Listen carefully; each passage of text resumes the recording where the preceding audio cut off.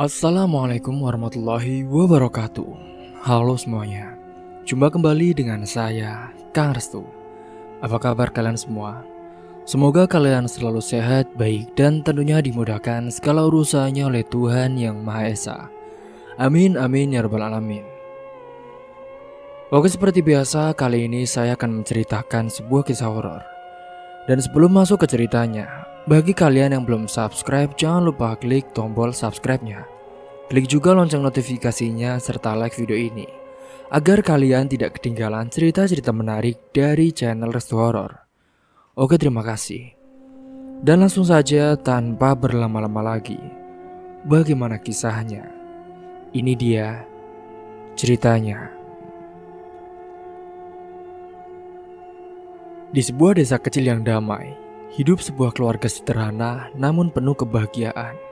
Pak Dorman dan juga istrinya, Bu Sri, adalah pasangan yang sudah menikah lebih dari 20 tahun. Mereka dikenal sebagai keluarga yang ramah, tulus, dan selalu berusaha membantu orang lain. Meski hidup sederhana, kehangatan keluarga itu selalu memancar seperti mentari pagi.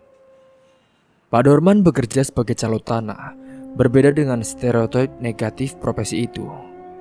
Ia dikenal sangat jujur dan juga dermawan. Di desanya, ia sering menjadi perantara bagi warga yang ingin menjual atau membeli tanah. Dengan gaya bicara yang sopan dan juga hati-hati, Pak Dorman selalu memastikan bahwa setiap transaksi berjalan dengan adil. Ia bahkan sering memberikan nasihat kepada mereka yang kebingungan tentang harga ataupun hukum tanah. Yang penting berkah, Sri, ucapnya suatu malam saat makan malam bersama keluarganya. Uang itu bukan segalanya. Kalau rezeki kita halal, Tuhan pasti menjaga kita. Bu Sri tersenyum sambil menyodokkan sup ayam ke mangkuk Ana, putri bungsu mereka yang baru kelas 5 SD. Ana dengan wajah ceria khas anak-anak pun menyambut mangkuk itu dengan antusias.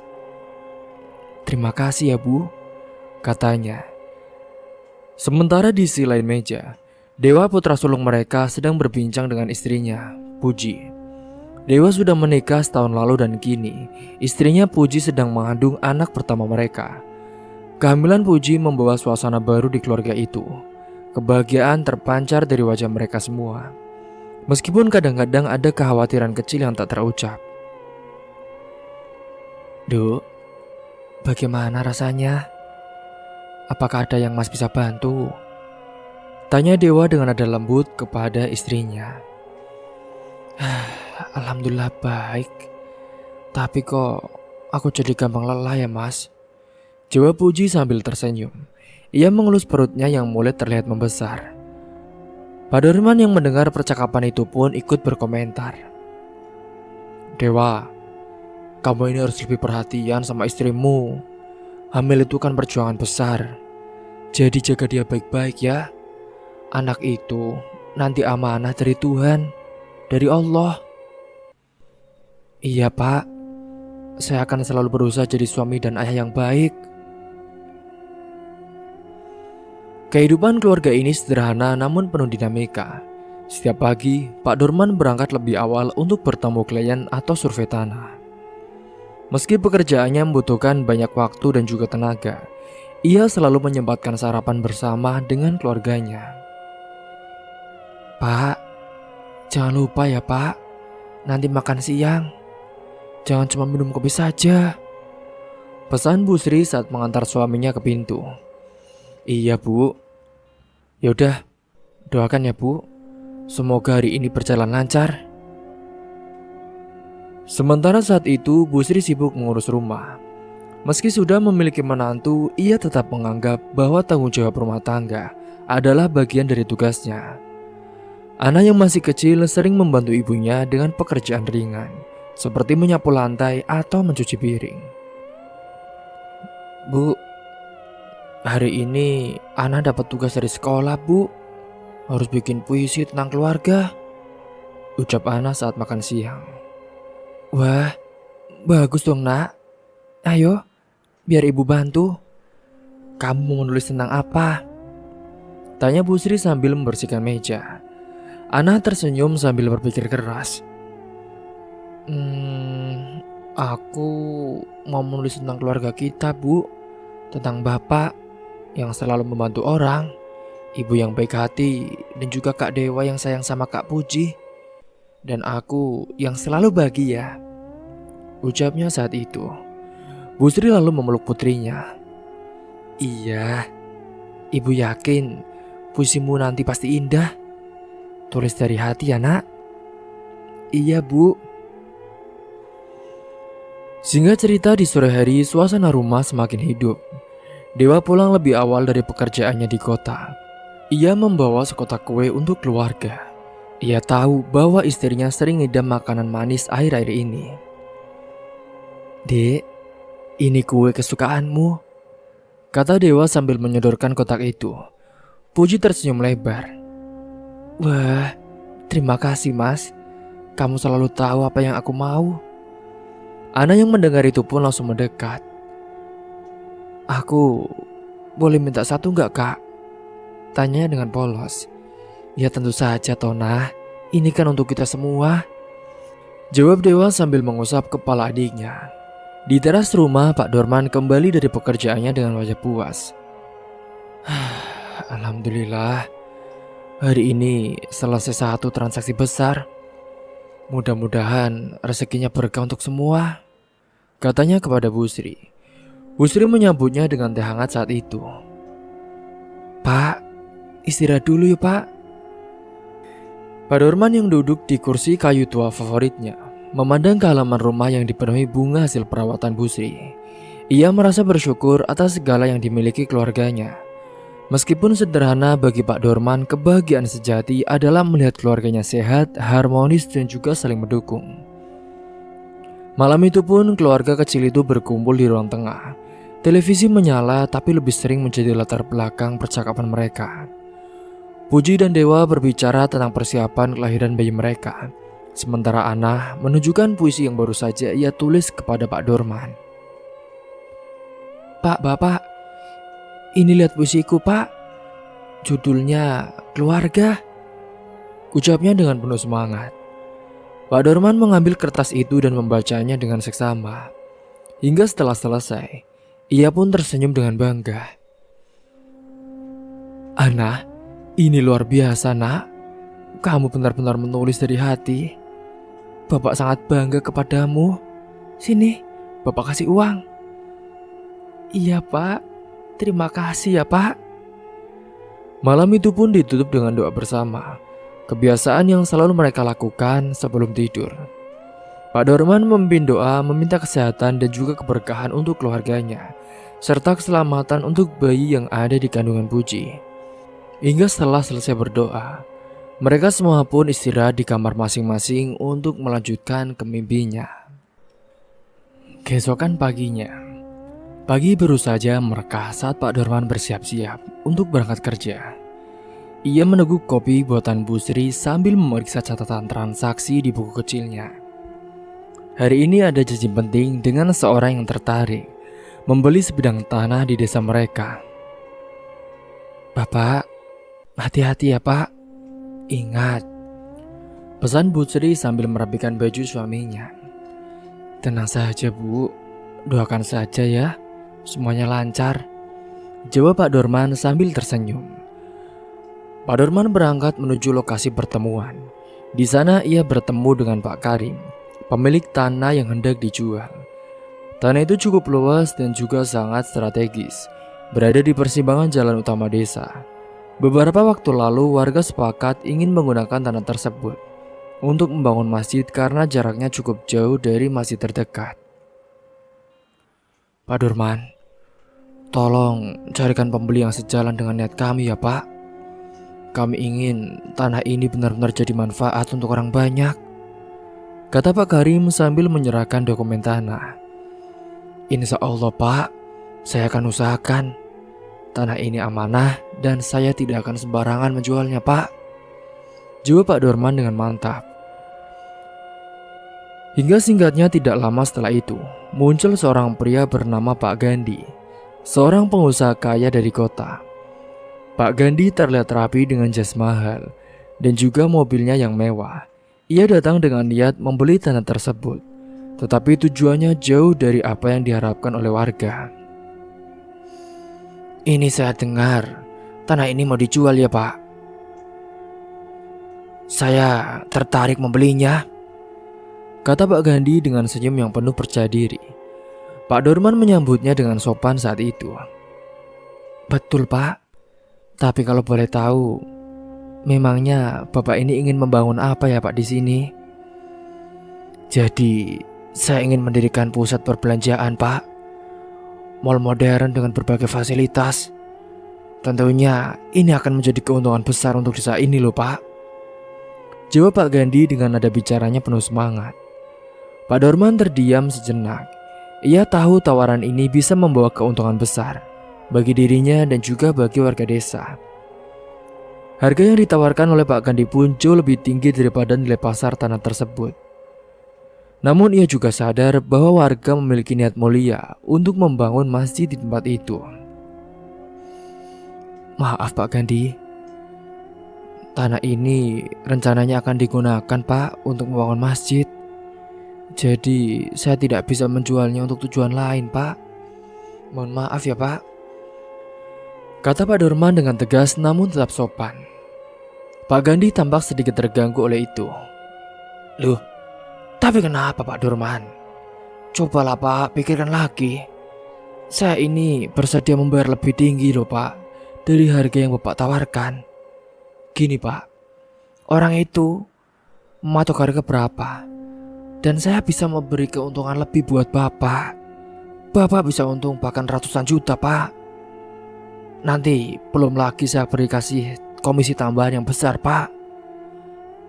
Apa Bapak mau? Namun saat itu tawaran yang menggiurkan itu masih ditolak saja oleh Pak Dorman. Sebelumnya terima kasih atas tawarannya Pak. Namun saya bekerja bukan hanya untuk uang. Kejujuran dan amanah lebih penting bagi saya Pak, jawab Pak Dorman dengan tenang. Wajah Pak Gandhi pun berubah masam saat itu.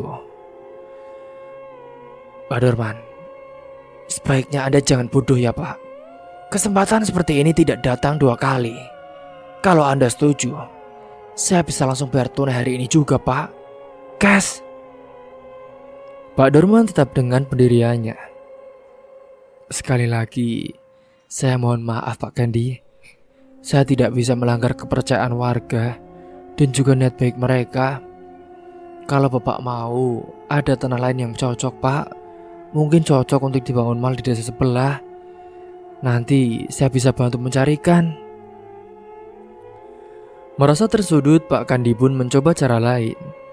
Ia mengeluarkan setumpuk uang dari dalam tasnya dan meletakkannya di atas meja. Pak Dorman, ini hanya uang muka Pak. Sisanya nanti saya akan kirim setelah transaksi selesai. Pikirkan keluarga Bapak. Hidup Bapak bisa jauh lebih baik dengan ini. Pak Dorman memandangi uang itu dengan tatapan dingin. Perlahan ia pun mendorong uang itu kembali ke arah Pak Gandhi. Maaf Pak, tapi saya tidak bisa menerima ini. Kalau Bapak tetap ngotot, lebih baik Bapak cari orang lain saja Pak. Saya mohon maaf. Merasa gagal, Pak Gandhi pun meninggalkan tempat itu dengan wajah marah. Namun di dalam hati Pak Dorman merasa lega. Ia tahu bahwa keputusan yang ia ambil adalah yang terbaik. Singkat cerita, sepulangnya dari pertemuan itu, Pak Dorman menceritakan kejadian tersebut kepada Bu Sri di rumahnya.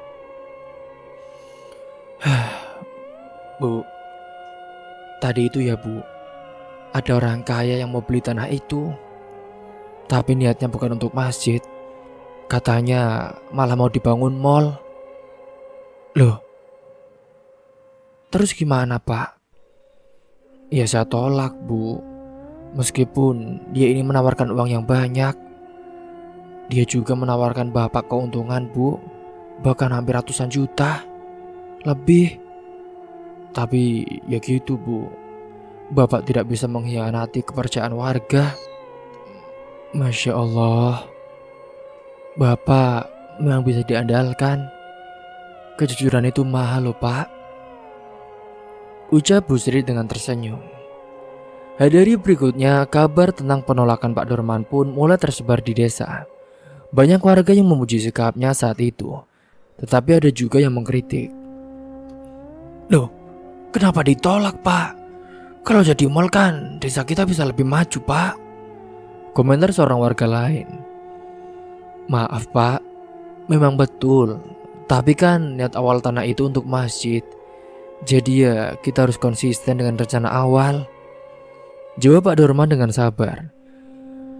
Beberapa hari kemudian pun seorang dermawan dari luar desa mendengar tentang kisah tanah tersebut. Ia datang menemui Pak Dorman dan menawarkan bantuan untuk membiayai pembangunan masjid di tanah itu. Pak Dorman merasa haru karena perjuangannya menjaga amanah mulai menunjukkan hasil. Singkat cerita, hari itu di langit cerah dan harapan mulai tumbuh di hati Pak Dorman. Seorang dermawan yang kemarin ingin membeli tanah untuk dijadikan masjid, yang telah juga menyampaikan niat baiknya. Namun kali itu ada kabar yang tidak mengenakan saat Pak Dorman duduk di teras rumah dengan sangkir teh. Kabar buruk saat itu datang melalui teleponnya. Bunyi telepon itu. Assalamualaikum Pak. Waalaikumsalam. Pak Dorman, saya mohon maaf Pak. Keluarga saya baru saja mengalami musibah besar Pak. Untuk saat ini saya belum bisa melanjutkan rencana membeli tanah itu Pak. Mungkin saya juga gagal Pak untuk memberi sebagian bangunan masjid itu Pak. Saya mohon maaf Pak. Pak Dorman terdiam sesaat. Ia memahami situasi yang dialami pembeli itu dan juga tidak ingin memaksa. Innalillahi wa inna ilaihi raji'un. Saya turut berduka ya Pak. Semoga keluarga Bapak diberikan kekuatan. Ya sudah Pak. Kalau nanti keadaan sudah membaik, Bapak boleh menghubungi saya kembali Pak. Jika memang tanah itu masih rezeki Bapak. Setelah menutup telepon, Pak Dorman pun menarik nafas panjang. Ya Allah, Engkau pasti punya rencana lain, gumamnya dengan pelan. Bu Sri yang mendengar itu pun menghampirinya. Pak, ada apa? Gini Bu, pembeli yang kemarin-kemarin ingin membeli tanah untuk masjid tidak jadi beli Bu. Dia bilang ada musibah besar di keluarganya. Sabar ya Pak, kalau memang tanah itu untuk kebaikan, jalannya pasti ada. Keesokan harinya masalah baru pun muncul. Pak Gandhi kembali kali ini dengan tawaran yang lebih menggiurkan. Ia membawa lebih banyak uang dan langsung menemui Pak Karim pemilik tanah. Pak Karim, saya tidak ingin membawa waktu lagi ya Pak. Saya akan bayar tanah ini jauh di atas harga pasar. Ini uang muka. Dan sisanya akan saya lunasi setelah semua dokumennya selesai Pak. Kata Pak Gandhi sambil meletakkan koper berisi uang di atas meja. Pak Karim tampak tergoda, namun sebelum ia memberikan keputusan, Pak Dorman tiba-tiba masuk ke ruang pertemuan itu. Pak Gandhi, maaf Pak. Tapi kan saya sudah katakan sebelumnya Pak. Tanah ini rencananya akan digunakan untuk masjid Pak. Saya juga tidak bisa membiarkan ini terjadi tanpa persetujuan warga, kata Pak Dorman dengan tegas. Pak Gandhi pun tersenyum miring saat itu. Pak Dorman, saya rasa ini bukan urusan Anda lagi ya Pak. Ini antara saya dan juga pemilik tanah. Pak Gandhi tersenyum miring. Pak Karim pun menggaruk kepalanya saat itu. Saya memang ingin menjual tanah ini Pak. Tapi saya juga tidak ingin melukai hati warga. Memangnya apa tidak ada cara lain Pak Gandhi? Tidak ada Pak. Ini tawaran terbaik yang bisa Anda dapatkan, jawab Pak Gandhi dengan nada keras. Situasi semakin panas hingga akhirnya Pak Dorman menenangkan keadaan. Ia meminta waktu kepada Pak Karim untuk mempertimbangkan keputusan tersebut. Dan pertemuan itu pun berakhir tanpa hasil yang pasti. Di tengah kebingungan ini muncul Karmin, seorang calo tanah lain di desa itu yang terkenal licik dan juga sering mengambil keuntungan dari situasi yang sulit. Karmin mendengar kabar tentang tanah yang sedang diperebutkan itu. Dia melihat peluang untuk mendapatkan keuntungan yang besar. Wah, Dorman terlalu lambat. Kalau aku yang pegang, pasti tanah ini sudah laku, pikir Karmin dengan rencana liciknya. Hingga singkatnya saat itu,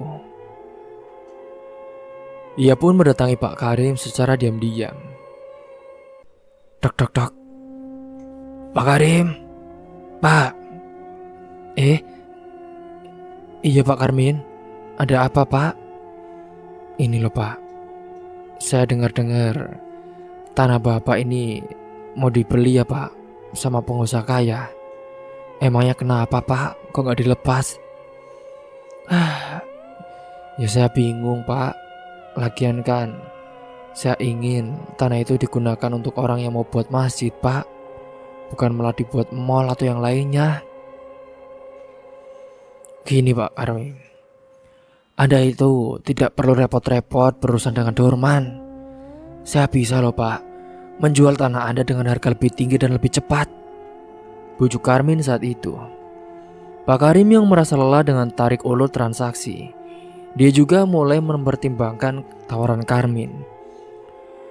Memangnya apa yang bisa kamu janjikan, Min? Saya ini punya banyak pembeli potensial loh Pak. Kalau Anda setuju, saya bisa menyelesaikan semuanya dalam seminggu. Bahkan kemarin juga itu ada orang yang katanya gitu Pak, dia ini ingin menyalurkan pahala dan ingin membuat masjid. Jadi pas kan Pak? Jawab Karmin dengan penuh percaya diri. Namun Karmin tidak hanya berusaha mengambil alih transaksi. Ia juga menyebarkan gosip di desa. Ia mengatakan juga bahwa Pak Dorman sengaja menunda penjualan tanah demi keuntungannya sendiri. Beberapa warga pun mulai meragukan kejujuran Pak Dorman, meski banyak pula yang tetap percaya pada integritasnya. Singkat cerita, hari-hari berikutnya situasi semakin memanas ketika Pak Dorman mengetahui rencana Karmin yang nantinya ia akan mengambil alih dalam mengurus tanah itu. Ia tidak marah tetapi merasa harus meluruskan keadaan saat itu. Min, saya dengar kamu mencoba merebut urusan tanah ini ya? Apa benar? Tanya Pak Dorman ketika bertemu Karmin di pasar. Ya kan saya juga ingin membantu Pak. Lagi pula, kamu ini terlalu lambat loh. Lagian, udah ada keuntungan besar di depan mata, kok iya masih dihilangkan? Orang seperti Pak Gandhi itu bisa membawa banyak uang ke desa ini Pak. Lagian bangun masjid itu kan bisa di tempat lain juga Pak. Ini mumpung ada kesempatan. Ini bukan soal uang ya Min, tapi ini soal amanah. Tanah ini kan sudah dirapatkan, direncanakan untuk masjid, dan saya tidak akan membiarkan siapapun mengkhianati niat itu. Amanah, kamu ini terlalu naif Man. Dunia ini tenang siapa yang bergerak cepat dan siapa yang punya uang. Pak Dorman hanya menggeleng, ia tidak ingin berdebat lebih panjang. Semoga kamu sadar ya Min, uang itu bukan segalanya. Di tengah situasi ini, warga mulai berkumpul untuk membahas masalah tanah tersebut. Pak Karim hadir bersama Pak Dorman, sementara Karmin dan Pak Gandhi juga datang dengan agenda masing-masing. Pak Dorman berdiri di depan warga dan menyampaikan pendapatnya. Hingga singkatnya saat itu, akhirnya suara mayoritas warga mendukung pendirian masjid. Pak Karim yang awalnya ragu pun akhirnya kembali pada niat awalnya. Pak Gandhi saat itu pergi dengan wajah kecewa, sementara Karmin hanya bisa menahan kekesalannya. Usahanya untuk merebut tanah itu gagal total. Setelah pertemuan di balai desa, Pak Gandhi awalnya memutuskan untuk mundur dari rencananya membeli tanah di desa itu. Namun pikirannya terus dipenuhi oleh potensi besar tanah tersebut. Baginya lokasi itu terlalu strategis untuk dilewatkan. Di saat ia hampir menyerah, Karmin muncul dengan rencana licik yang siap untuk dilancarkan. Pak Gandhi, kenapa Bapak harus menyerah begitu sih Pak? Masih ada cara lain loh Pak untuk mendapatkan tanah itu, kata Karmin dengan suara rendah penuh konspirasi. Pak Gandhi memandang Karmin dengan mata yang menyipit. Apa maksudmu ya? Aku sudah mencoba segalanya, tapi warga Dondorman terlalu keras kepala. Karmin menyeringai kecil. Kalau Bapak langsung yang maju, mereka juga pasti curiga Pak. Tapi kalau orang lain yang membeli tanah itu, warga tidak akan berpikir macam-macam Pak. Dan setelah tanah berpindah tangan, barulah kita menjalankan rencana sebenarnya Pak. Pak Gandhi terdiam sejenak memikirkan rencana itu. Tapi kamu yakin rencana ini akan berhasil? Percaya saja pada saya Pak. Saya tahu bagaimana cara menghadapi Dorman dan warga di sini. Bapak tinggal sediakan uangnya, saya yang urus semuanya Pak. Tapi ingat ya Pak, bonus gampang. Beberapa hari kemudian pun Karmin mulai melaksanakan rencananya. Ia mencari seseorang yang bisa bertindak sebagai pembeli palsu. Pilihannya jatuh pada seorang pedagang kecil dari desa tetangga. Dia adalah Pak Rosidi yang sedang membutuhkan uang untuk melunasi utang. Pak Rosidi, saya punya tawaran menarik untuk Bapak, kata Karmin saat menemui pria itu di rumahnya. Apa ya Pak? Gini, nanti Anda tinggal pura-pura membeli tanah di desa saya Pak. Semua biayanya dari saya. Dan setelah tanah itu berpindah tangan, nanti saya akan membayar Anda lebih dari cukup Pak untuk melunasi utang-utang Anda. Pak Rosidi awalnya ragu. Tapi Min, apa ini tidak beresiko? Saya tidak mau terlibat masalah. Tenang saja Pak, tidak ada yang perlu dikhawatirkan. Semua dokumen akan terlihat sah. Anda tinggal ikuti saja saran saya, bujuk Karmin saat itu.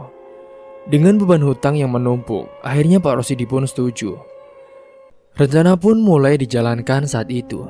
Sementara itu Pak Dorman terus berusaha menjaga kepercayaan warga. Ia sibuk mencari pembeli lain yang benar-benar berniat mendukung pembangunan masjid. Namun usaha itu belum membuahkan hasil. Di tengah usahanya, ia mulai mendengar kabar bahwa ada pembeli baru yang tertarik dengan tanah tersebut. Loh, siapa pembelinya ya? Gumam Pak Dorman saat mendengar gosip itu dari seorang warga. Perasaannya pun bercampur antara lega dan juga curiga. Tidak lama kemudian, Karmin muncul di depan rumah Pak Dorman dengan senyum lebar. Man, saya dengar tanah Pak Karim ini akhirnya ada yang minat beli ya. Kamu pasti senang kan? Minat beli? Siapa? Tanya Dorman. Oh, pembeli dari desa sebelah. Orang baik kok. Niatnya juga bagus. Katanya dia ingin gunakan tanah itu untuk usaha kecil yang ramah lingkungan. Ya juga masjid, jawab Karmin dengan santai. Pak Dorman tetap waspada. Tapi kalau benar niatnya baik ya bagus lah Min. Tapi saya tetap ingin memastikan semuanya berjalan sesuai amanah. Kamu ini terlalu serius Man. Kadang-kadang kamu ini harus perlu belajar lebih santai. Singkatnya, hari transaksi pun telah tiba. Di sebuah rumah makan kecil di desa, Pak Karim bertemu dengan Pak Rosidi yang ditemani oleh Karmin. Mereka berdiskusi tentang syarat dan juga harga tanah tersebut. Pak Karim yang merasa lega karena tanahnya akhirnya laku. Ia mulai menandatangani dokumen. Namun tiba-tiba saat itu setelah dokumen sudah ditandatangani, Pak Dorman muncul. Ia sudah mendengar kabar tentang transaksi itu dan merasa harus memastikan semuanya sesuai dengan rencana awal. Karim, maaf kalau mengganggu Pak. Saya hanya ingin tahu, memangnya apa rencana pembeli untuk tanah ini Pak? Pak Rosidi yang tidak siap dengan pertanyaan itu, dia pun tampak gugup. Ia melirik Karmin berharap mendapatkan arahan. Namun sebelum Karmin sempat berbicara, Pak Dorman melanjutkan. Jika tanah ini memang dibeli untuk niat baik, saya pasti akan mendukung. Tapi kalau ada hal yang disembunyikan atau lainnya, saya harap semuanya jujur dari awal. Pak Karim mulai merasa ada yang tidak beres saat itu. Ia menatap Karmin dengan curiga. Min, kamu bilang pembeli ini kan ingin mendukung usaha warga. Benar begitu? Iya Pak, tentu saja. Saya kan hanya membantu Pak. Lagian kan orang ini juga katanya mau buat masjid. Namun sebelum diskusi itu selesai, datang seorang warga desa bernama Pak Hadi, tetua yang sangat dihormatinya. Namun saat itu, karena sudah termakan janji oleh Pak Rosidi, akhirnya tanah itu pun dijual kepadanya. Kini waktu terus berlalu dan tanah yang telah menjadi perdebatan akhirnya resmi terjual. Setelah melalui berbagai proses, tanah itu dibagi untuk dua tujuan. Sebagian besar digunakan untuk pembangunan masjid, sesuai dengan rencana awal warga. Namun di samping masjid, ada sebuah proyek besar mulai berdiri, yaitu sebuah pusat perbelanjaan atau mal yang megah. Berita ini pun segera tersebar ke seluruh desa, membawa berbagai reaksi dari warga. Ada yang merasa puas karena masjid tetap terwujud, tetapi banyak pula yang merasa kecewa karena kehadiran mal di situ dinilai kurang sesuai dengan suasana desa yang sederhana. Di tengah hiruk-pikuk ini, Karmin tampak paling senang. Ia berhasil mendapatkan keuntungan besar dari proses transaksi. Meskipun caranya licik dan ia kini menjadi bahan gunjingan warga. Sementara itu, Pak Dorman hanya bisa termenung di teras rumahnya, merenungkan apa yang sebenarnya telah terjadi. Singkat cerita, saat pembangunan pun telah dimulai. Pak, lihat itu Pak, masjidnya mulai dibangun, kata Bu Sri suatu sore sambil menuju ke arah tanah yang sudah mulai diuruk. Pak Dorman pun mengangguk dengan pelan. Alhamdulillah Bu, setidaknya masjid itu tetap ada. Namun sorot matanya tetap menunjukkan kekhawatiran. Ia tahu ada sesuatu yang salah baginya. Kehadiran mal di samping masjid adalah bentuk kekalahan dari perjuangannya menjaga amanah. Namun saat ini, singkatnya, Karmin meskipun sudah berhasil mendapatkan keuntungan yang sangat besar sekali, kini hidup dengan dicap sebagai orang licik di mata warga desa. Ia tahu bahwa banyak warga yang membenci karena caranya, tetapi ia tidak peduli, karena uang bisa membungkam segalanya. Namun perlahan-lahan rencananya mulai terungkap. Beberapa warga mulai membicarakan bagaimana Karmin sebenarnya bekerja sama dengan Gandhi untuk memastikan proyek mal tetap berjalan. Mereka juga mengetahui bahwa Karmin mendapat bayaran besar untuk membantu memuluskan transaksi itu. Karmin memang hebat memanfaatkan situasi ya Pak. Tapi apa gunanya ya kalau sekarang dia malah dijauhi, kata seorang warga di warung kopi. Sementara di sisi lain Pak Dorman merasa terpukul. Ia sangat merasa telah gagal menjaga tanah itu yang sepenuhnya untuk tujuan mulia. Suatu hari ia bertemu dengan Pak Hadi, tetua desa yang selama ini mendukungnya. Pak, saya merasa bersalah Pak. Tanah itu memang jadi masjid, tapi kenapa rasanya saya kalah ya Pak? Dorman, kita tidak bisa menang melawan semua orang. Yang penting kan niat kita sudah baik. Masjid itu berdiri ya karena perjuanganmu juga. Sudah, jangan merendahkan usahamu sendiri. Meski mendengar kata-kata bijak itu, rasa bersalah tetap menghantui Pak Dorman. Ia terus bertanya-tanya apakah ia sudah cukup tegas atau terlalu percaya pada niat baik orang lain. Ketika masjid kecil itu akhirnya selesai dibangun yang memakan waktu kurang lebih hampir 2 tahun. Kini warga desa mulai memanfaatkannya untuk beribadah. Sholat 5 waktu, pengajian dan juga kegiatan keagamaan lainnya yang mulai digelar. Namun tidak bisa dipungkiri bahwa kehadiran mal di sampingnya membawa dampak yang mencolok. Setiap kali waktu sholat tiba, suara azan sering bersaing dengan dentuman musik dari mal. Banyak anak muda yang datang ke mal justru melewatkan waktu sholat, meskipun ada masjid tepat di sebelah mereka. Pak Dorman yang sering sholat di masjid itu merasa sedih melihat fenomena ini. Kenapa jadi begini ya? Sementara di sisi lain, Karmin terlihat puas dengan hasil akhirnya. Meski ia tahu bahwa banyak warga yang membencinya, keuntungan finansial yang ia peroleh membuatnya tidak terlalu peduli.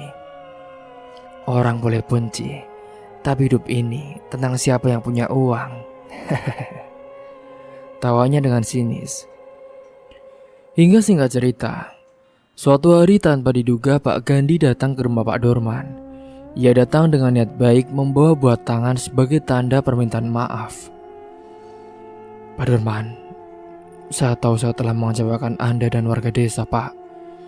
Saya hanya ingin menjelaskan bahwa saya tidak pernah berniat buruk. Pak Gandhi terdiam, ia mengangguk pelan. Dia juga mengakui kesalahannya dan juga kekalahannya. Hingga kini masjid kecil itu pun tetap berdiri tegak, menjadi saksi perjuangan warga dan juga Pak Dorman.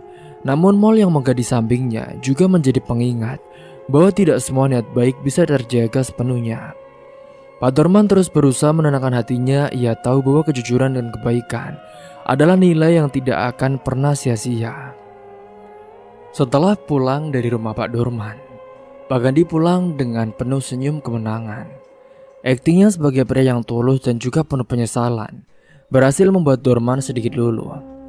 Di sepanjang perjalanan ia tertawa kecil, menikmati kepuasan batinnya saat itu. Manusia seperti Dorman emang terlalu polos. Namun di balik semua itu tidak ada yang tahu rahasia gelap yang disimpan oleh Pak Gandhi rapat-rapat.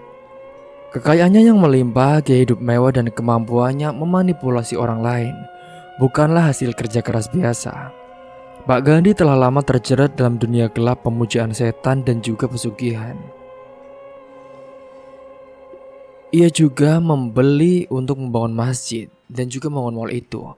Semua uangnya berasal dari sosok-sosok yang mengerikan itu akibat pemujaan setan dan juga pesugihannya. Hingga malam itu setelah memastikan keluarganya sudah tertidur, singkatnya Pak Gandhi pun masuk ke ruangan khusus di rumahnya. Ruangan itu gelap dengan hanya diterangi oleh lilin hitam yang menyala di sudut. Di tengah ruangan terdapat sebuah meja dengan patung kecil menyeramkan yang dikelilingi oleh bunga-bunga layu dan juga sesajen. Ia berlutut di depan meja itu mengucapkan mantra dalam bahasa yang tidak dimengerti oleh orang awam. Wajahnya berubah serius, seolah-olah sedang berbicara dengan entitas yang tak terlihat. Duh Gusti, aku sudah menyelesaikan langkah berikutnya.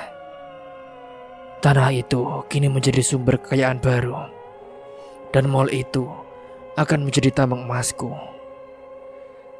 Jadi Gusti, jika Anda ingin membutuhkan tumbal, silakan ambil di mal itu. Tiba-tiba suara berat dan dingin pun terdengar dari bayangan di sudut ruangan. Kekayaanmu bertambah, tapi janji dan tumbalmu tetap harus dipenuhi. Siap Gusti, aku tahu, dan aku juga sudah menyiapkan segalanya. Baiklah, ingat, siapa yang melanggar, dia tidak akan pernah selamat. Pak Gandhi hanya mengangguk sebelum lilin di ruangan itu tiba-tiba padam, meninggalkan kegelapan yang mencekam. Sementara itu Karmin yang merasa telah memenangkan banyak hal dari transaksi tanah tersebut, mulai mengalami perubahan dalam hidupnya dalam 2 tahun terakhir. Awalnya ia merasa puas dengan keuntungan besar yang ia dapatkan. Ia juga mulai membeli barang-barang mewah, merenovasi rumahnya dan menikmati gaya hidup baru. Namun tidak lama setelah itu, tanda-tanda buruk pun mulai muncul dan juga teror-teror yang mengerikan. Suatu malam ketika Karmin terbangun dengan keringat dingin setelah bermimpi buruk dalam mimpinya, ia ini melihat sosok gelap dengan mata merah menyala, menatapnya sambil berkata, "Hei, Kau sudah menjadi tumbal. Kau tidak akan lari dari ini. Kau sudah memakan uang itu. Karmin tetapi mengabaikan mimpi itu sebagai bunga tidur. Namun anehnya di kehidupan nyatanya, gangguan terus berlanjut. Ketika malam dini hari, perabotan di rumahnya tiba-tiba bergerak sendiri. Terdengar suara langkah kaki di tengah malam, seperti suara hantu pocong yang sedang melompat-lompat. Apa itu? Apa ini hanya kebetulan? Gumam Karmin mencoba menenangkan dirinya, tapi di dalam hati ia tahu ada sesuatu yang tidak beres. Hingga beberapa hari setelahnya, hidup Karmin semakin hari semakin kacau. Bisnis kecil-kecilannya mulai merugi, pekerja yang ia bayar pun tidak lagi mempercayainya, dan warga desa semakin menjauhinya. Yang paling mengerikan, ia mulai sering melihat sosok menyeramkan yang mirip dengan apa yang ia lihat di dalam mimpinya, yaitu sesosok genderuwo hitam yang mengerikan yang ingin menyantap dirinya. Hingga suatu malam Karmin memberanikan diri mendatangi dukun desa untuk menjadi jawaban saat itu. "Mbah, tolong bantu saya, Mbah. Saya merasa ada yang mengutuk saya, Mbah," ucapnya dengan terbata-bata. "Kamu telah bermain-main dengan orang yang salah, Min. Kamu tahu kan orang yang bernama Gandhi?" Apa maksudnya, Mbah?" "Gandhi itu bukan orang biasa. Dia adalah manusia pemuja setan. Kekayaannya berasal dari sumber yang kelam. Dan kau ingatkan, kau ini sudah memakan harta yang dia berikan darinya. Kau telah menjadi bagian tumbal dari rencana gelapnya." Karmin merasakan dingin menjalar ke seluruh tubuhnya. Ia sadar bahwa kini keserakahannya telah membawanya ke situasi ini. "Ini kamu bisa saja akan menjadi tumbalnya." "Tapi Mbah, tolong bantu saya, Mbah." "Saya akan usahakan, tapi saya tidak akan berjanji kalau saya ini bisa." Karmin mulai merasakan ketakutan yang tidak pernah ia alami sebelumnya. Setelah mendengar peringatan dari dukun desa itu, ia tidak bisa tenang. Segala sesuatu yang ia miliki seolah runtuh satu persatu. Dalam kepanikannya, ia memutuskan untuk mencari Pak Gandhi dan juga meminta penjelasan. Namun upayanya selalu menemui jalan buntu. Karmin mendatangi rumah Pak Gandhi, tetapi yang ia temui hanyalah penjaga rumah yang mengatakan bahwa Gandhi sedang tidak ada di tempat. Ia mencoba menghubungi Gandhi melalui telepon, tetapi tidak pernah diangkat. Karmin bahkan pergi ke kantor mall, namun hasilnya sama. Pak Gandhi tidak pernah bisa ditemukan.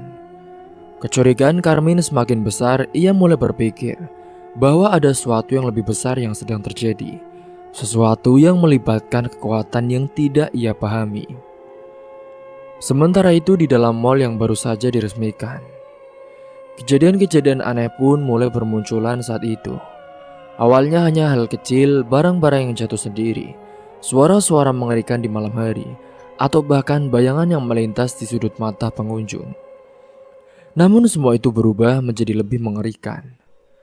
Pada suatu malam ketika mall sedang ramai oleh pengunjung, tiba-tiba suara jeritan menggema di seluruh gedung. Beberapa orang yang berada di area food court pun mulai bertingkah aneh saat itu. Mereka ada yang berbicara sendiri, menangis tanpa alasan, bahkan ada yang tertawa keras dengan nada yang mengerikan. Dalam hitungan menit saja kekacauan terjadi.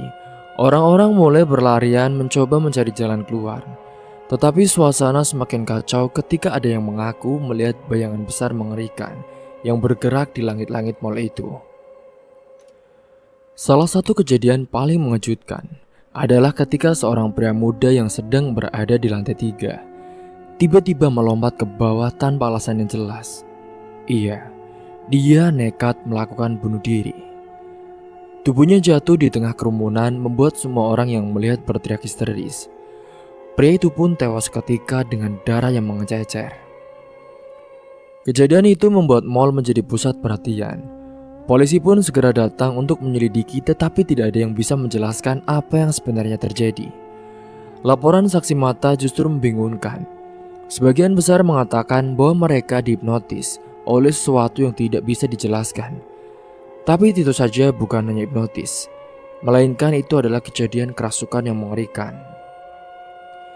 Kabar kejadian itu pun segera menyebar ke seluruh desa dan juga sekitarnya.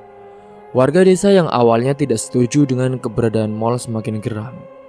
Mereka mulai menghubungkan kejadian mengerikan itu dengan keputusan awal untuk membangun mal di tanah yang sebelumnya direncanakan menjadi masjid sepenuhnya. Meskipun tetap ada masjid di sampingnya itu. Lihat ini akibatnya. Kalau dari awal kita tidak tergoda uang, pasti tidak akan ada mal itu, ujar salah seorang warga saat berkumpul di warung kopi. Benar Pak, harusnya tanah selebar itu dijadikan masjid yang berdiri sendiri Pak, tanpa mal di sebelahnya. Ini tempat ibadah, bukan tempat untuk mencari uang semata, timbal yang lain. Pak Dorman yang mendengar berita itu pun merasa semakin bersalah. Ia tahu bahwa ia sudah berusaha menjaga amanah, tetapi tipu daya Gandhi dan juga Karmin telah mengalahkannya. Namun ia tetap berusaha menenangkan hatinya.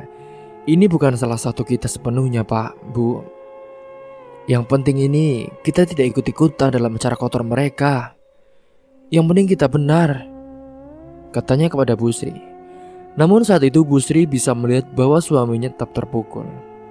Ia tahu Dorman adalah orang yang selalu ingin melakukan yang terbaik untuk desanya. Dan kegagalan ini tentu menjadi beban besar bagi dirinya. Sementara di sisi lain, Karmin mulai benar-benar kehilangan kendali atas hidupnya. Kejadian di mal membuatnya semakin yakin bahwa ada kekuatan gelap yang terlibat. Ia tidak lagi merasa puas dengan keuntungan yang ia peroleh.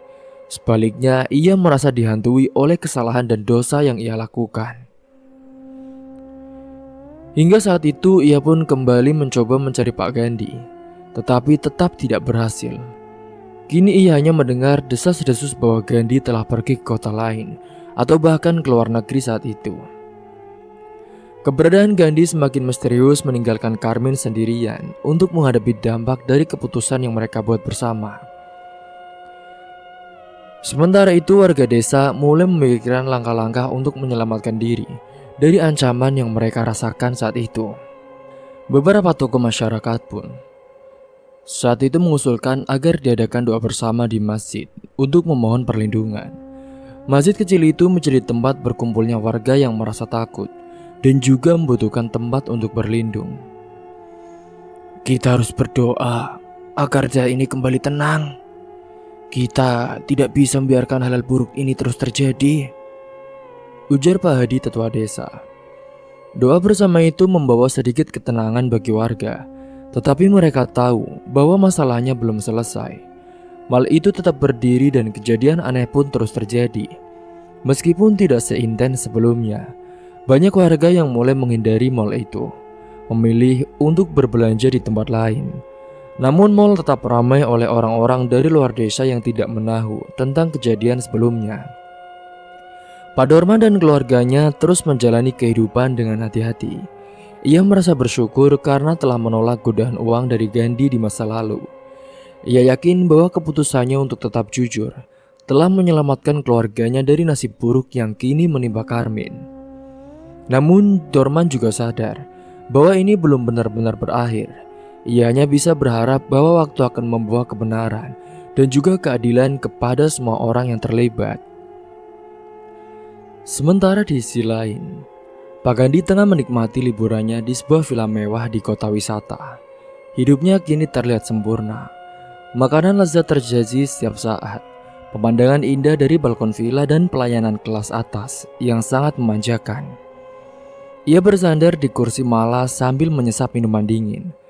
Tersenyum puas memikirkan bagaimana kini hidupnya berubah begitu cepat setelah mal itu berdiri. Banyak orang yang mengira dia adalah orang dengan usaha bos kaya, namun kekayaannya ternyata memang datang dari pesugihan. Sekarang semuanya lebih mudah, gumamnya memandang langit biru. Dalam pikirannya ia merasa tak terkalahkan. Ritual pesugihannya berjalan dengan lancar dan ia bahkan tidak perlu lagi pusing memikirkan tumbal.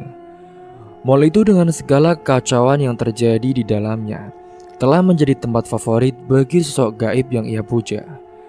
Entitas gelap itu kini merasa cukup dengan energi yang didapatkan dari tragedi dan ketakutan di mall, membebaskan Pak Gandhi dari kewajiban menyerahkan tumbal manusia secara langsung.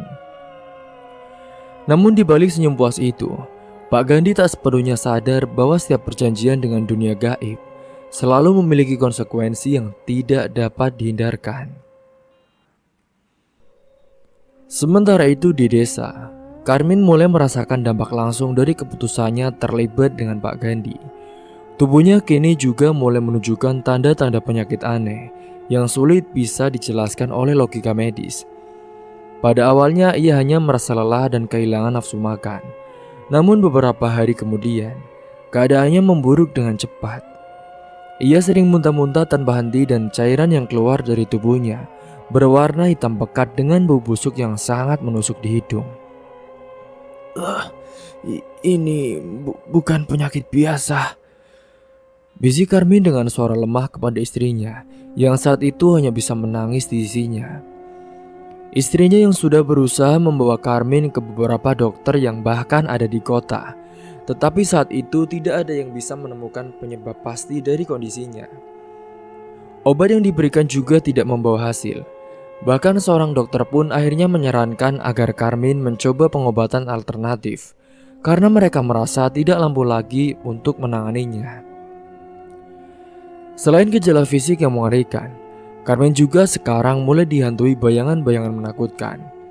Setiap kali ia mencoba tidur, ia melihat sosok besar dengan mata merah menyala yang berdiri di sudut kamarnya.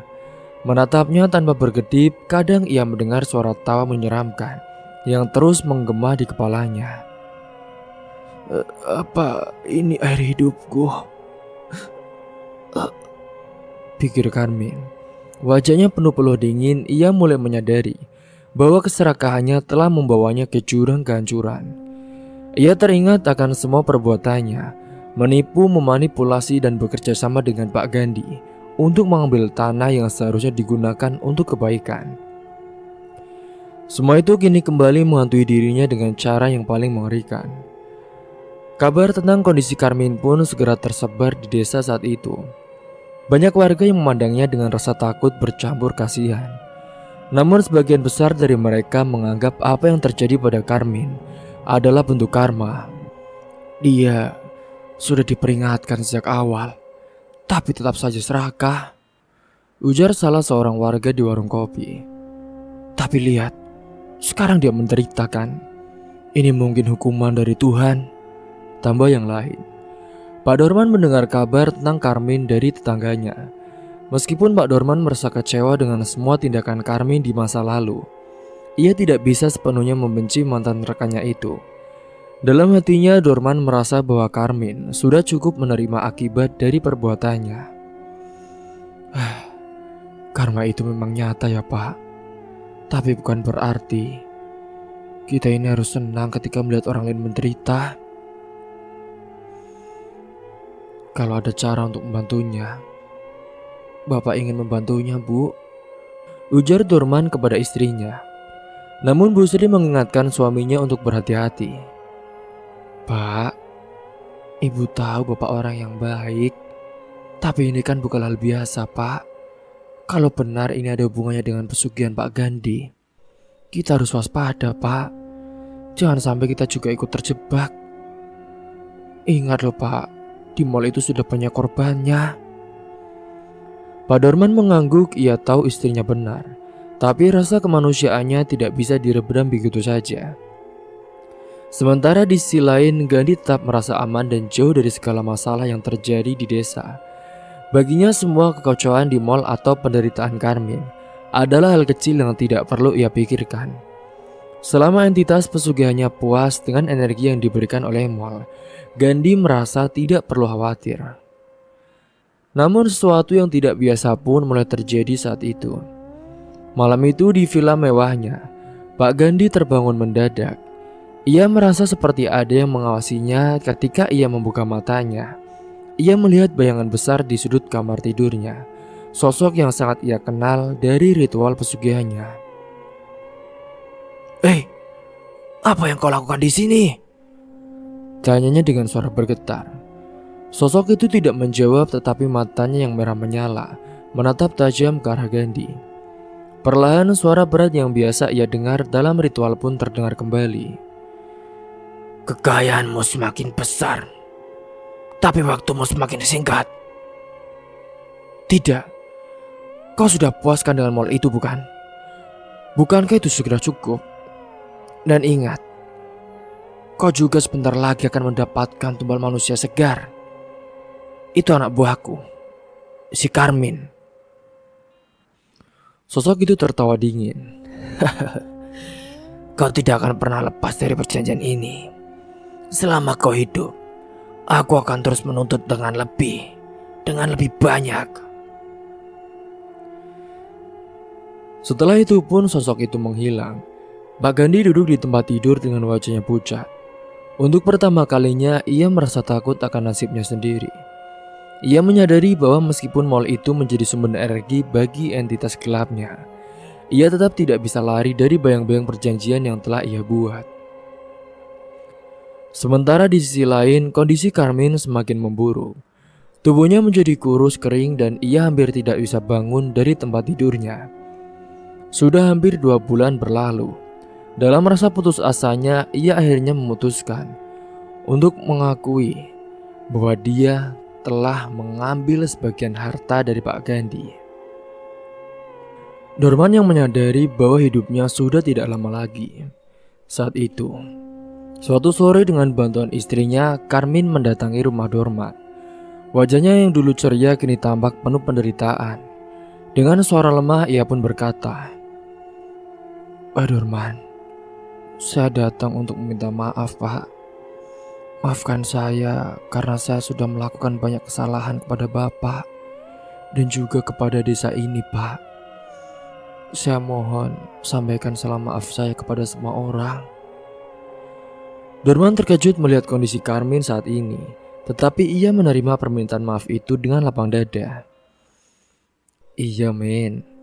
Saya sudah maafkanmu sejak lama. Sudah, tidak ada gunanya menyimpan dendam." "Kamu kok jadi kurus kering gini sih, Men? Ada apa?" Karmin menangis mendengar kata-kata itu. "Tolong doakan saya, Pak. Saya juga tidak tahu apakah saya masih bisa selamat. Tapi saya tidak ingin mati seperti ini, Pak." Dorman dan keluarganya mendoakan Karmin saat itu. Namun, mereka berharap bahwa meskipun Karmin telah melakukan banyak kesalahan, ia masih bisa mendapatkan kesempatan untuk memperbaiki dirinya. Namun Karmin sendiri tahu bahwa waktunya mungkin sudah tidak lama lagi di dunia. Di malam harinya ia hanya bisa berbaring di tempat tidur, merasakan rasa sakit yang semakin menjadi-jadi. Dalam pikirannya, ia terus dihantui oleh bayangan Pak Gandhi dan juga keputusan kelam yang pernah ia buat. Sementara itu di villa mewahnya, Pak Gandhi mulai merasakan bahwa liburan ini mungkin menjadi pelarian terakhirnya. Semua kemewahan yang ia nikmati kini terasa hampa, karena ia tahu bahwa bayangan gelap perjanjian itu akan selalu mengikutinya kemanapun ia pergi. Malam Selasa Kliwon di bulan Suro, desa itu kembali dirundung suasana mencekam. Hari itu menjadi hari terakhir Karmin bernafas. Tubuhnya yang sudah sangat kurus dan lemah akhirnya menyerah pada rasa sakit yang terus menggerogotinya.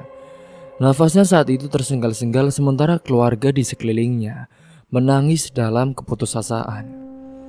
Istrinya yang setia merawatnya hingga akhir hanya bisa menutup wajah dengan kedua tangan, merasakan campuran kesedihan dan ketakutan yang mendalam. "Mas, bertahanlah Mas, bertahanlah," bisiknya dengan suara parau. Namun tepat pada pukul 3 dini hari, Karmin mengembuskan nafas terakhirnya. Wajahnya tampak penuh ketegangan, matanya terbelalak seperti menyaksikan sesuatu yang mengerikan di detik-detik akhir hidupnya. Sebuah jeritan melengking terdengar dari kamar itu, tetapi anehnya, tidak ada satupun orang di luar rumah yang mendengarnya. Pagi harinya kabar kematian Karmin mulai menyebar. Namun keluarga Karmin memilih untuk tidak mengungkap detail aneh yang mereka alami selama malam itu. Mereka hanya mengatakan bahwa Karmin meninggal karena sakit parah, tanpa menjelaskan hal-hal mengerikan yang terjadi. Namun bisik-bisik di desa segera mengaitkan kematian Karmin dengan keserakahannya di masa lalu. Beberapa warga percaya bahwa ini adalah akibat dari perbuatannya. Bahkan beberapa orang menganggap kematian Karmin bertepatan dengan malam Selasa Suro bukanlah kebetulan, karena malam itu dikenal sebagai malam yang sangat sakral dan sering dikaitkan dengan dunia gaib. Jenazah Karmin dibawa ke masjid kecil yang berada di dekat mal itu. Masjid itu yang awalnya menjadi simbol harapan warga, kini menjadi saksi dari tragedi demi tragedi yang terus menggelayuti desa. Di sana para pelayat mulai berkumpul untuk melaksanakan sholat jenazah. Namun suasana masjid terasa berat. Beberapa warga yang datang mengaku merasa tidak nyaman. Ada yang mengatakan bahwa mereka merasakan hawa panas yang tiba-tiba muncul di dalam masjid. Padahal pagi itu cuaca begitu sejuk dan cukup dingin. Ketika imam masjid mulai mengatur barisan untuk sholat jenazah, tiba-tiba terdengar suara jeritan dari arah belakang. Seorang wanita salah satu tetangga Karmin tiba-tiba jatuh ke lantai dan mulai berteriak-teriak. Jangan sholati dia. Jangan sholati dia. Dia sudah milikku. Teriak wanita itu dengan suara serak yang bukan miliknya. Suaranya terdengar seperti suara laki-laki yang berat dan juga penuh amarah. Semua orang di dalam masjid langsung gempar. Beberapa mencoba mendekati wanita itu, tetapi ia melawan dengan kekuatan luar biasa. Matanya melotot dan wajahnya terlihat mengerikan seperti bukan dirinya lagi. Dia milikku. Jangan ganggu aku. Dia sudah kubawa.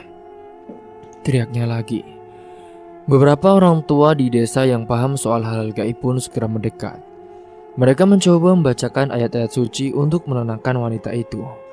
Namun wanita itu malah tertawa dengan keras, membuat bulu kuduk semua orang yang ada di sana menjadi ketakutan. Sementara Pak Dorman yang hadir di masjid pun untuk memberikan penghormatan terakhir kepada Karmin, dia merasa ada sesuatu yang sangat salah. Ia tidak bisa membayangkan bagaimana seorang yang sudah meninggal masih bisa menjadi pusat perhatian dari dunia lain.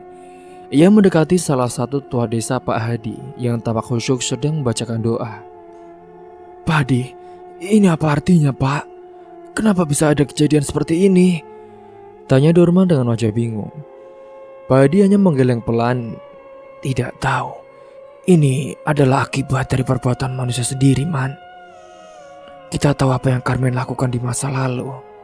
Tapi sepertinya dia ada sok gaib yang menahan dirinya, Man. Sementara itu wanita yang kerasukan pun mulai tenang setelah beberapa orang membaca ayat-ayat Al-Quran di sekelilingnya. Namun sebelum pingsan, ia mengucapkan satu kalimat yang membuat semua orang terpaku. Dia telah menyerahkan dirinya kepada kami. Dia tumbal pesugihannya. Jangan ganggu kami lagi. Bahkan masjid ini pun dibangun dari hasil gelap pesugihan itu. Ucap sok itu, sosok yang menjadi ingonan dari Pak Gandhi. Wanita itu jatuh pingsan dan saat itu suasana masjid menjadi hening. Imam masjid mencoba melanjutkan sholat jenazah, tetapi keraguan mulai muncul di antara para jemaah. Beberapa orang memutuskan untuk tidak ikut sholat karena takut akan konsekuensi gaib yang mungkin terjadi. Singkat cerita, setelah sholat jenazah selesai, prosesi pemakaman pun dilanjutkan. Namun suasana hati para warga tetap penuh dengan kegelisahan. Banyak yang mulai membicarakan apa yang sebenarnya terjadi pada Karmin dan ada apa hubungannya dengan Pak Gandhi. Beberapa bahkan mulai mengingat kejadian-kejadian aneh yang terjadi sejak mal itu dibangun. Ini semua pasti ada hubungannya loh. Mal itu, Gandhi, dan sekarang Karmin. Semua ini sudah tidak wajar. Desa kita yang dulunya damai, tentrem, sekarang jadi desa yang mengerikan. Pak Dorman mendengar pembicaraan itu, tetapi ia memilih untuk diam. Ia merasa bahwa kebenaran akhirnya akan terungkap dengan sendirinya. Yang bisa ia lakukan sekarang hanyalah berdoa agar desanya kembali tenang dan terbebas dari pengaruh buruk yang terus menghantui. Sementara di tempat lain, Pak Gandhi yang sedang berada di kota untuk menikmati kekayaannya, tidak menyadari apa yang terjadi di desa tempat dia berusaha. Dia juga di sana cukup tenang dan menyadari karena semalam ada malam Selasa Suro. Jadi dia sudah menyadari bahwa malam itulah para ingononya itu sudah mengambil tumbalnya, termasuk kematian dari Karmin. Singkat cerita, Pak Gandhi pun akhirnya pulang dari liburannya. Dia tiba di desa, tempat di mana ada usaha mal itu. Setelah liburan panjang yang penuh kemewahan, ia merasa segar dan penuh semangat. Namun suasana desa yang biasanya tenang kini terasa berbeda. Tidak ada sambutan hangat dari para warga dan tatapan mereka penuh kecurigaan. Beberapa bahkan berbisik-bisik ketika melihat Gandhi melintas. Saat ia mendekati rumahnya, langkahnya dihentikan oleh sekelompok orang yang sudah menunggu di halaman. Di antara mereka terlihat Pak Dorman, Kiai Ahmad, seorang tokoh agama yang dihormati di desa, dan juga beberapa tetua desa lainnya. Wajah mereka penuh dengan keseriusan dan suasana tegang terasa menyelimuti udara. "Pak Gandhi, kami ingin bicara dengan Anda, Pak," ujar Kiai Ahmad dengan nada tegas namun tetap tenang. Gandhi pun mencoba tersenyum meskipun hatinya mulai terdebar. "Ada apa ini, Pak Yai? Kenapa semua berkumpul di sini?" Pak Dorman melangkah maju. "Kami ingin Anda menjelaskan sesuatu, Pak Gandhi. Karena banyak kejadian aneh terjadi sejak mal itu dibangun, Pak. Kemarin Karmin sudah meninggal dengan cara yang tidak wajar. Kami ingin tahu kebenarannya. Apakah Anda terlibat dengan sesuatu yang tidak seharusnya, Pak?" Gandhi terkejut dengan pertanyaan itu. Tetapi ia dengan cepat pun menguasai dirinya. "Ini apa maksudnya ya, Pak Dorman? Saya ini hanya seorang pengusaha lupa yang mencoba membantu ekonomi desa ini. Ya kalau Karmin meninggal karena sakit, apa hubungannya dengan saya, Pak?" "Pak Gandhi, jangan pura-pura ya, Pak. Kami sudah mendengar cerita dari beberapa sumber bahwa Anda telah melakukan sesuatu yang melibatkan hal-hal gaib, Pak. Bahkan masjid kecil yang Anda bangun itu, kami juga mendengar bahwa uang untuk membangunnya juga berasal dari pesugihan. Jika itu benar, ini adalah penghinaan besar bagi tempat ibadah kami, Pak."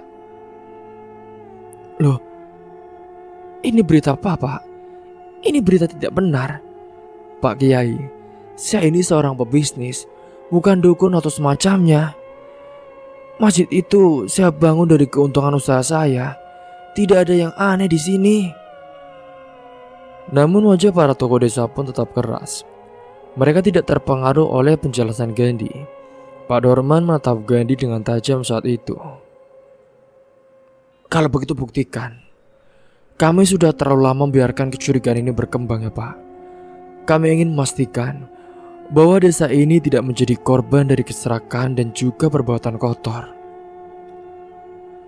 Para kiai dan tetua desa pun memutuskan untuk melakukan doa bersama di masjid. Mereka percaya bahwa doa dan keberkahan bisa membuka kebenaran. Dengan persetujuan semua pihak termasuk Gandhi yang terpaksa mengikutinya, mereka pun memulai doa-doa pada malam itu. Dalam di masjid kecil itu, suasana hening. Para kiai dipimpin oleh Kiai Ahmad duduk dalam lingkaran dan mulai melantunkan ayat-ayat suci. Suara mereka bergema lembut mengisi ruangan dengan ketegangan yang penuh makna. Namun semakin lama mereka berdoa, suasana di dalam masjid mulai berubah. Lampu di masjid tiba-tiba bergetar dan angin dingin yang tidak wajar bertiup dari arah pintu masuk.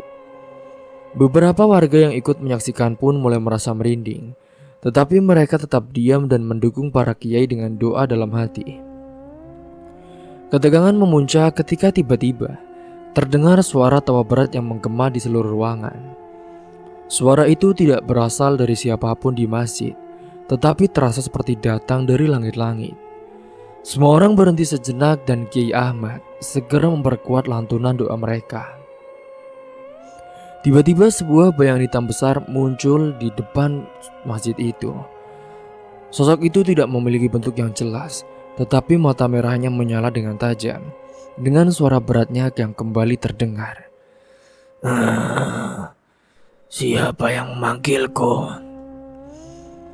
Pak Gandhi yang sejak awal hanya duduk diam, dia mulai gemetar.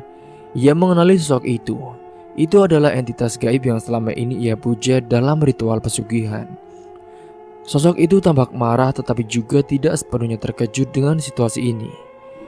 Kiai Ahmad berdiri dengan tenang meskipun wajahnya menunjukkan kewaspadaan. Saya yang memanggilmu.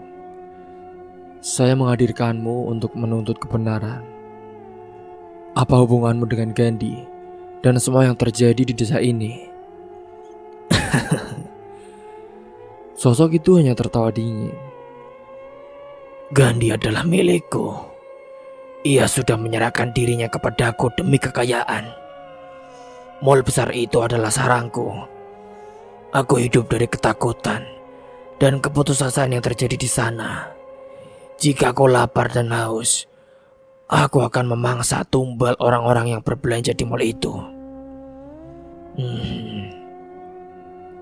Keributan kecil terjadi di antara para warga yang mendengar pengakuan itu.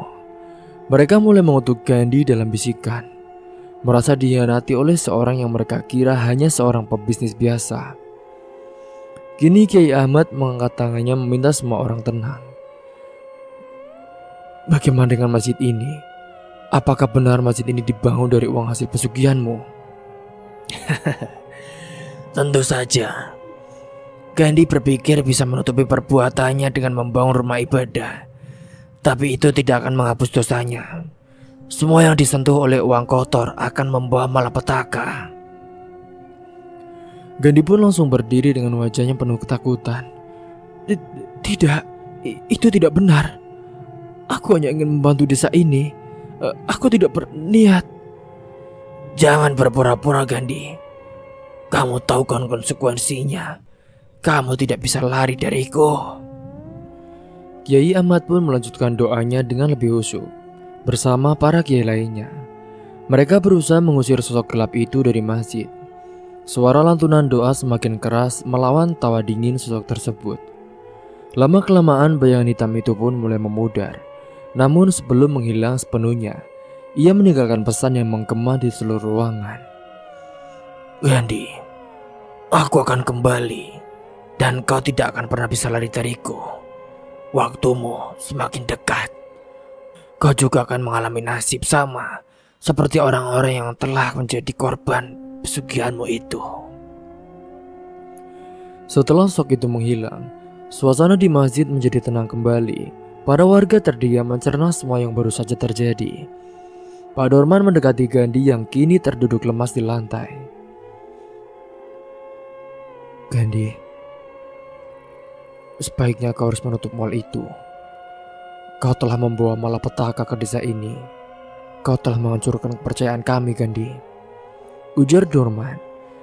Gandhi hanya menunduk tanpa berkata apa-apa. Ia tahu kini rahasianya telah terbongkar dan tidak ada lagi jalan untuk menyangkalnya. Ia kini pun harus menghadapi konsekuensi dari perbuatannya. Tidak hanya dari warga desa, tetapi juga dari sosok Ingon yang selama ini ia pikir bisa ia kendalikan. Hampir sebulan setelah kejadian mencekam di masjid, kehidupan Pak Gandhi berubah drastis. Ia yang dulunya penuh percaya diri kini menjadi sosok yang murung dan juga terlihat hancur. Dia sudah tidak ada semangat di dalam hidupnya. Warga desa jarang melihatnya keluar rumah dan ia bahkan tidak lagi mengurus mal yang sebelumnya menjadi kebanggaannya. Beberapa karyawan mal mengatakan bahwa Pak Gandhi sering terlihat berbicara sendiri di ruang kerjanya, seperti sedang berdebat dengan seseorang yang tidak nampak. Hari demi hari tekanan batin yang dialami Gandhi semakin terlihat. Ia tidak lagi mampu tidur dengan tenang. Seringkali ia berteriak ketakutan di tengah malam. Suara-suara aneh yang terus mengganggunya dan bayangan hitam yang pernah muncul di masjid kini menghantui setiap sudut pikirannya. Gandhi pun mulai kehilangan kewarasannya. Singkatnya suatu malam yang sepi, Pak Gandhi kembali duduk di ruang kerjanya di dalam mal. Di atas meja kerjanya berserakan dokumen-dokumen yang seolah tidak pernah disentuh lagi. Ia hanya menatap kosong ke dinding. Pikirannya penuh dengan penyesalan dan juga ketakutan. Ia tahu waktunya sudah dekat. Sosok gaib yang selama ini ia puja terus muncul dalam bayangannya, menuntut lebih banyak tumbal. Namun kali ini Gandhi tidak lagi memiliki apapun untuk diberikan. Mall yang menjadi pusat pesugihan itu kini tidak menghasilkan keuntungan seperti sebelumnya karena banyak warga mulai menjauhnya atas akibat beredar kabar-kabar mengerikan yang terjadi di dalam mall itu. Selain itu juga desakan dari para tokoh desa untuk menutup mall pun semakin keras. Pak Gandhi merasa terjebak di tengah lingkaran yang tidak bisa ia hindari. Ketika jarum jam menunjukkan pukul 2 dini hari, seorang penjaga mall yang sedang berpatroli mendengar suara aneh dari ruang kerja Pak Gandhi. Ia mencoba mengetuk pintu tetapi tidak ada jawaban. Merasa ada sesuatu yang tidak beres, penjaga itu pun membuka pintu perlahan. Dan mereka menemukan pemandangan yang sangat mengerikan. Pak Gandhi sudah tergantung di tangan ruangan. Tubuhnya menggantung tak bernyawa dengan seutas tali yang terikat di langit-langit. Wajahnya membiru tetapi matanya tetap terbuka, seolah menyeratkan ketakutan yang luar biasa sebelum ajal menjemputnya. Di bawah tubuhnya ada sebuah kertas yang bertulisan tangan yang sulit terbaca. Namun inti penjelasannya adalah jelas. Aku tidak bisa lari. Mereka akan selalu mengejarku. Lebih baik aku mati sekarang. Berita kematian Pak Gandhi pun segera menyebar ke seluruh desa. Warga yang mendengar kabar itu merasa ngeri, tetapi sebagian besar tidak terkejut. Mereka tahu bahwa hidup Gandhi sejak awal sudah dipenuhi dengan keserakahan dan perjanjian gelap.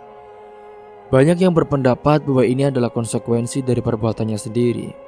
Dengan kematian Gandhi, keluarga besarnya memutuskan untuk menutup mall itu sepenuhnya. Mereka tidak ingin ada lagi masalah yang timbul dari bangunan tersebut. Proses penutupan mall pun disambut dengan lega oleh para warga desa yang selama ini merasa bahwa keberadaan mall itu membawa lebih banyak keburukan daripada kebaikan. 1 bulan setelah mall ditutup, bangunannya pun mulai ditinggalkan. Tidak ada yang berani menyentuhnya apalagi mencoba untuk mengambil alihnya. Warga desa merasa bahwa tempat itu sudah dikutuk dan biarlah waktu yang akan menghapus jejaknya perlahan. Sementara itu masjid kecil yang dibangun di sebelah mall tetap berdiri dengan kokoh. Para tokoh desa termasuk Pak Dorman memutuskan untuk tetap menggunakan masjid tersebut sebagai tempat ibadah. Meskipun awalnya ada keraguan karena mengetahui bahwa masjid itu dibangun dari uang yang tidak jelas sumbernya, mereka percaya bahwa tujuan penggunaan masjid lebih penting.